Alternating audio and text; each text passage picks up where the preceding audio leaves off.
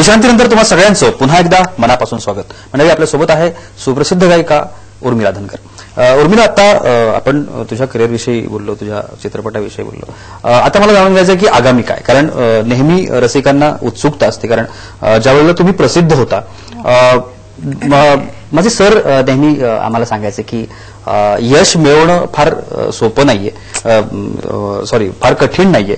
यश तुम्हाला मिळू शकतं, तुम्ही एखाद्या गोष्टीमध्ये पटकन मेहनत घेऊन यशापर्यंत जाऊ शकता, पण ते स्टेबल ठेवणं, ते यश कायम ठेवणं, आणि कुठेही ज्यावेळेला तुम्ही सेलिब्रिटी होता त्यावेळेला तुम्हाला पर्सनल लाईफ राहत नाही.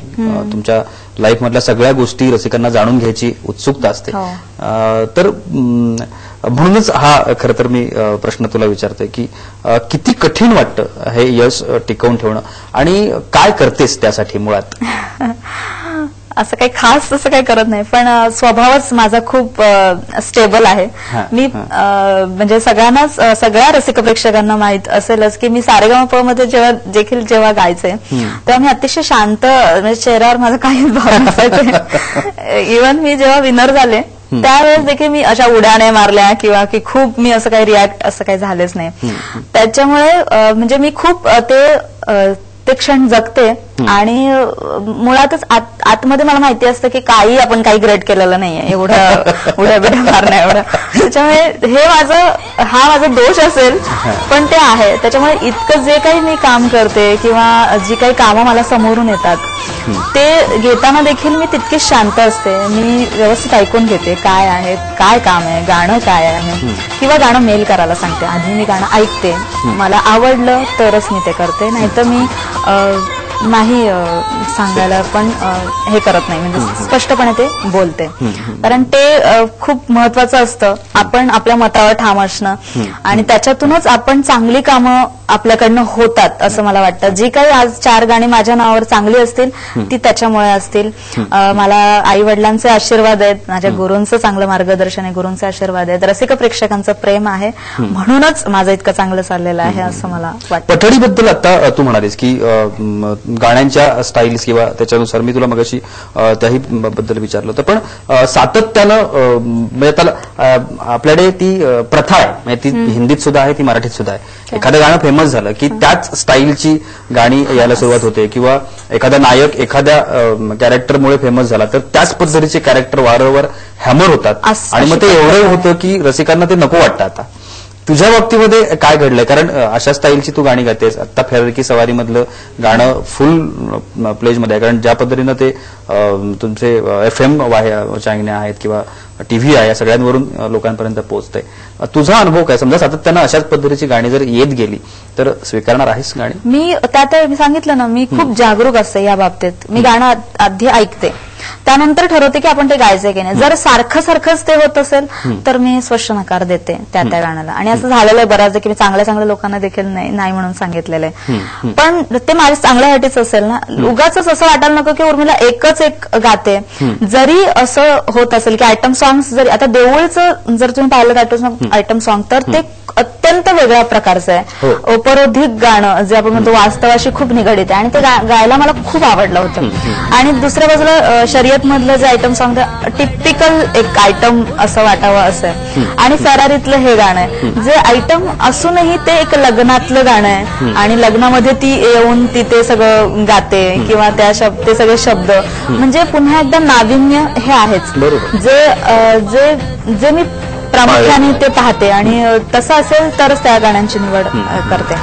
देऊळ चित्रपटाचा तू आता उल्लेख केलास, कारण देऊळनं यावर्षी सगळे रेकॉर्ड तोडलेले आहेत, आणि मराठी चित्रपटाला एक वजन प्राप्त करून दिलेलं आहे, राष्ट्रीय पुरस्कारांवरती छाप मारली, आणि त्या चित्रपटाची तू एक भाग आहे, निश्चितपणानं तो अभिमान असणारच. देऊळ मधलं ते जे आयटम सॉंग आहे, जे वेगळ्या धाटणीचं होतं, ते आपण आपल्या रसिकांना ऐकूया. वेलकम हो राया, वेलकम हो आमच्या गावी, वेलकम. प्लास्टिकचा बॉल, प्लास्टिकची बॅटल, लावा बोली खेळून नाईट क्रिकेट. प्लास्टिकचा बॉल आणि प्लास्टिकचे बॅटल, लावा बोली खेळून नाईट क्रिकेट. जवानी बहार तिला, जवानी बहार तिला सुंदर सहारा.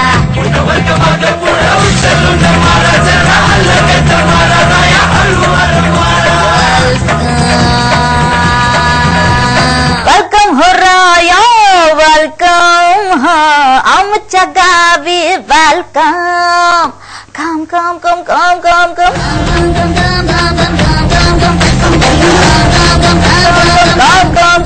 कम कम वेलकम हो राया वेलकम हो आमच्या गावी वेलकम. आणि शर्यत मधलं म्हणजे कसं आहे की खरंच वेगळी दाटणी म्हणजे ज्यावेळेला ही गाणी आपण ऐकतो त्यावेळेला खऱ्या अर्थानं ती त्यातलं जे व्हेरिएशन्स आहेत जसं तू आता म्हणालीस बोलता बोलता की गाण्यातली पठडी म्हणजे जॉनर जरी एक असला किंवा त्यातलं जे नाविन्य आहे तर ते शर्यत मधलं पण एक दोन ओळी होऊन जाईल कारण लोकांना कळेल ऍक्च्युली की काय आहे. जवानीचा तडका दिल में भडका पाणी कोणीतरी पहजाना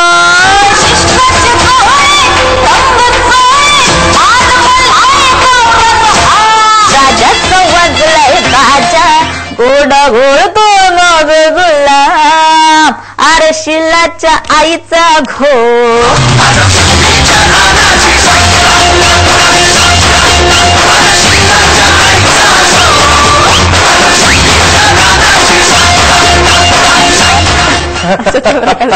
अर्थात यावेळी मी नाही गायला कोरस नाही गायलेले. पण अशा पद्धतीचं हे एक वेगळ्या पठडीचं टिपिकल आयटम सॉन्ग ते होतं. खूप चांगल्या पद्धतीची चर्चा सुरू आहे. खरं तर ही दीर्घकाळ असावी आणि तुझे सूर सातत्यानं ऐकत राहावी तशी इच्छा आहे. पण थांबायचं पण थांबण्या अगोदर आगामी जे काही आहे जे लोकांसाठी तू घेऊन येणार आहेस आगामी काळात आणि ज्या प्रोजेक्ट्स कडून तुला खऱ्या अर्थानं खूप मोठ्या मोठ्या अपेक्षा आहेत त्या प्रोजेक्ट्स विषयी ऐकायला आवडेल. यशवंतराव चव्हाण यांच्या जीवनपटावर आधारित एक सिनेमा येतोय जो सिनेमा जब्बार पटेल करतायत आणि त्याचं म्युझिक आनंद मोडक सरांनी केलेलं आहे जे माझे अतिशय आवडते म्युझिक डिरेक्टर आहेत आणि त्यांच्याबरोबर मला काम करायला मिळालंय हेच माझं सौभाग्य आहे कारण इतकं सुंदर त्यांचं काम असतं आणि त्यातून हा चित्रपट इतक्या वेगळ्या प्रकारचा म्हणजे ती गाणी ऐकतानाच म्हणजे मला रसिक प्रेक्षकांना पण सांगायला आवडेल की ही गाणी जेव्हा सगळं ऐकतील तेव्हा हे जे काही आहे ना की उर्मिलाला अशीच गाणी गायला मिळतात हे सगळं काही धुतलं जाणार आहे कारण अशी ही गाणी आहेत आणि ह्या गाण्यांकडनं मला स्वतःला खूप अपेक्षा आहेत.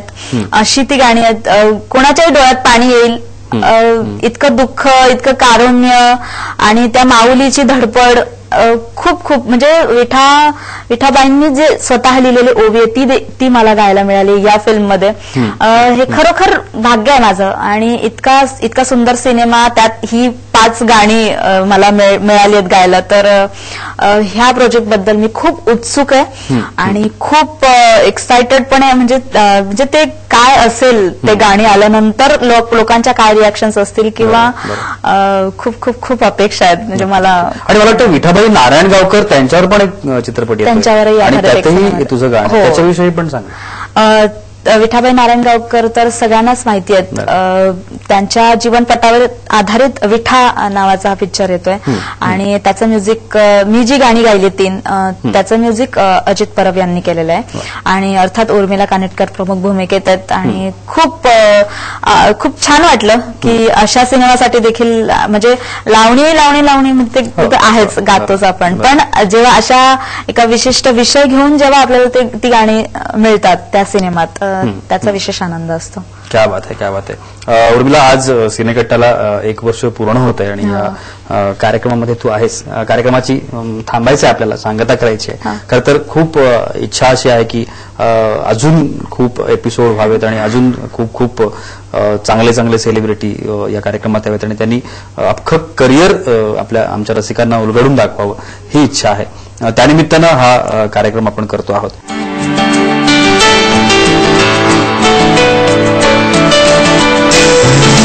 सर्वात आधी कॉंग्रॅच्युलेशन 50 एपिसोड पूर्ण झाले आणि मी त्या 50 एपिसोड मधला एक भाग होतो त्याचं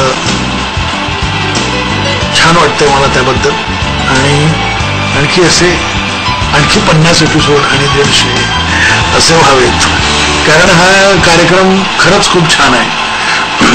माझी फिल्म अडगुलं रिलीज होत असताना आपण तो कार्यक्रम त्या कार्यक्रमानिमित्त भेटलो होतो आणि छान गप्पा रंगल्या होत्या आणि त्याचा नक्कीच सिनेमाला फायदा झाला खूप लोकांनी मला फोन केले आणि सांगितलं की आम्ही तुमचा इंटरव्ह्यू पाहिला, सिनेमा नक्कीच बघू. तर हा कार्यक्रम जो तुम्ही करता तो खरंच सिनेमासाठी, मराठी चित्रपटासाठी बरंच काही करतो, त्यात वाद नाही. आणि तुम्हा लोकांचं, सहारा समाजाचं तुझं धन्यवाद. सिनेकट्टा या कार्यक्रमाला वर्ष पूर्ण झालेलं आहे, 50 एपिसोड झालेले आहे आणि मराठी चित्रपट हा प्रेक्षकांपर्यंत पोचतोच आहे, पण त्याचबरोबर त्या चित्रपटाशी संलग्न असलेले जे कलाकार आहेत, जे टेक्निशियन्स आहेत, त्यांना समोर आणणारा हा कार्यक्रम आणि त्या चित्रपटाच्या मागे ज्या घटना घडतात, पडद्यामागच्या गोष्टी तुमच्या समोर आणण्याचा जो प्रयत्न सिनेकट्टाने गेले वर्षभर राबवलेला हा जो कार्यक्रम आहे, त्यासाठी माझ्या मनपूर्वक शुभेच्छा. मला स्वतःला असूया वाटते की आजपर्यंत मला सिनेकट्टामध्ये काय येता आलेलं नाही. एक दोनदा योग आला, पण तो योग येता राहिला, कारण डेट्सचा प्रॉब्लेम होता. पण लवकरात लवकर सिनेकट्टामध्ये तुमची भेट घ्यावी असा विचार करतोय आणि अशी खूप इच्छा आहे. देव करतो इच्छा पूर्ण हो. सिनेकट्टाला माझ्या खूप मनापासून शुभेच्छा.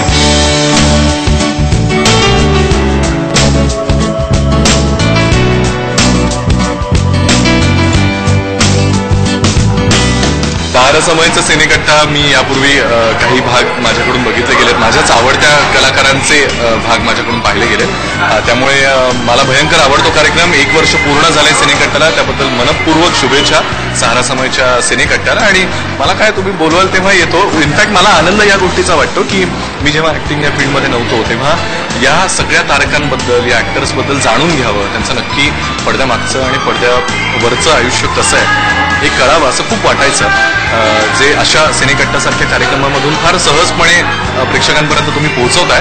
अप्रतिम. तुझ्याशी गप्पा मारायला खूप मजा आली प्रशांत. आणि मला असं वाटतं की फक्त एकच म्हणजे माझी तक्रार अशी आहे की कट्ट्यावर लोक परत येतात, तर तू आम्हाला पुन्हा बोलवलं पाहिजे. त्याच्यासाठी इतका खूप छान कट्टा आहे, मित्रमंडळींसारखं तू वागवतो सगळ्या कलाकारांना. आणि मला वाटतं तुझ्याशी बोलण्यात पण खूप कम्फर्टेबल असतात लोक.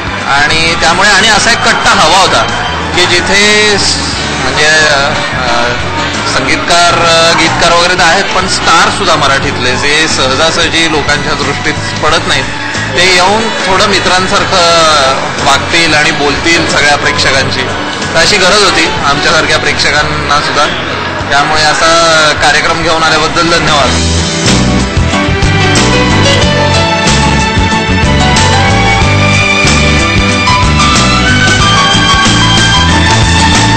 सिनेकट्टा नक्कीच मराठी चित्रपटांसाठी एक प्रेरणादायक ठरतं, कारण मराठी चित्रपट येणारे रिलीज व्हायच्या आधी किंवा त्यासोबतच इंटरव्ह्यूज होतात, त्याच्यामध्ये चित्रपटाच्या कथानकाबद्दल किंवा कॅरेक्टर्सबद्दल, सिनेमाबद्दल तुम्ही एपिसोड करता. आणि त्यामुळे मराठी चित्रपट घराघरामध्ये सहारा समय या वाहिनीमुळे त्या चित्रपटाबद्दल लोकांना थोडीशी माहिती मिळते आणि जे काही थोडे प्रेक्षक अजून थिएटरकडे वळतात. त्यामुळे नक्कीच हे खूप छान काम सिनेकट्टा करत आहे आणि असेच महा एपिसोड भरपूर हो.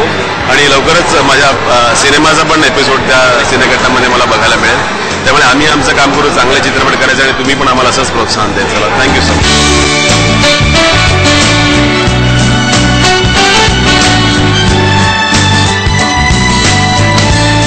जाता जाता आणखीन एक असंच तुझ्या आवडीचं एखादं सुंदर गीत लोकांना ऐकूया आणि आज थांबूया. ओके. मी यशवंतराव चव्हाण या फिल्म मधलंच एक मला आवडेल म्हणायला, कारण त्या गाण्यात जे सुचवलंय ते मी माझ्या आयुष्याशी निगडीत असं एक धरते. आणि कडवं वगैरे झालं तरी सुद्धा चालेल. नादारीच दिस कष्ट केलं जीवा पाड, नादारीच दिस कष्ट केलं जीवा पाड, निंदणी खुर पाणी काय सांगाव पवाड, निंदणी खुर पाणी काय सांगाव पवाड, शेती काटकूट तरी भराली मी ओटी, शेती काटकूट तरी भराली मी ओटी, घामाची ग कमाई माझ्या लेकराच्या साठी, घामाची ग कमाई माझ्या लेकराच्या साठी, नादारीच दिस कष्ट केलं जीवा पाड निंदणी खूर पाणी काय सांगावं पवाड निंदणी खूर पाणी काय सांगावं पवाड. क्या बात, सुंदर सुंदर, खूप खूप. आज या कार्यक्रमाच्या निमित्तानं वेळात वेळ काढून तू या ठिकाणी आलीस. खरं तर ही सगळी औपचारिकता आहे पण ती करावी लागते. तू आलीस या ठिकाणी, त्याबद्दल तुझे खूप खूप मनापासून आभार. मीही आभार मानते, कारण सिनेकट्टाच्या या इतक्या सुंदर क्षणात मला तुम्ही एक सहभाग करून घेतलं. म्हणजे 1 वर्ष पूर्ण झालं सिनेकट्टाला आणि त्या इतक्या स्पेशल एपिसोडला मला तुम्ही बोलवलं त्याबद्दल मी तुम्हा सगळ्या पूर्ण सिनेकट्टा टीमचे आभार मानते. Thank you very much. तुझ्या उज्ज्वल भविष्यासाठी खूप खूप शुभेच्छा. अशीच चांगली चांगली गाणी महाराष्ट्राला दे. आम्ही सगळे तुझ्या पाठीशी आहोत. खूप खूप आभार, धन्यवाद. मंडळी, आज आपल्यासोबत होती उर्मिला धनगर. निश्चितपणानं उर्मिलाची ही सगळी गाणी आणि तिचा हा सगळा प्रवास तुम्हाला निश्चितपणानं आवडलेला असेल. सिनेकट्टाला 1 वर्ष पूर्ण झाल्याच्या निमित्तानं हा आजचा खास महा एपिसोड तुमच्या सगळ्यांच्या समोर आम्ही आणलेला होता. त्या एपिसोडला तुम्ही खूप चांगल्या पद्धतीनं प्रतिसाद दिलात, तो पाहिलात, त्याबद्दल तुम्हाही सगळ्यांचे खूप खूप आभार. येणाऱ्या काळामध्ये जे काही सिनेकट्टाचे एपिसोड तुमच्या समोर येणार आहेत त्या सगळ्याला देखील तुम्ही अशाच पद्धतीनं प्रतिसाद द्याल, भरघोस प्रतिसाद द्याल अशी अपेक्षा करतो आणि आज इथेच थांबतो. पुन्हा भेट पुढच्या रविवारी नव्या सेलिब्रिटीसह. तोपर्यंत नमस्कार, सहारा, प्रणाम.